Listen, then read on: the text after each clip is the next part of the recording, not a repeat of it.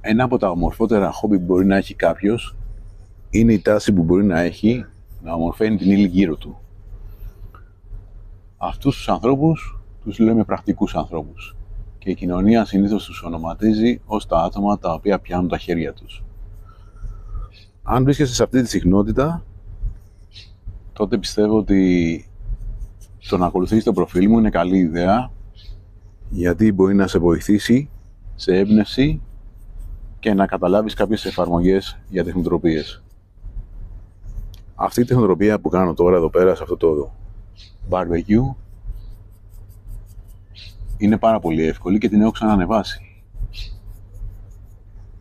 Υπάρχει βίντεο στο κανάλι μου στο YouTube, μπορείς να το δεις.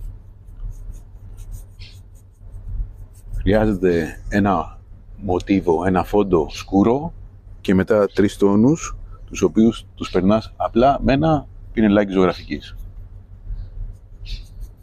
Αν χρειαστεί, μπορεί να πατήσεις και με λίγο σφουγγάρι στα τελειώματα.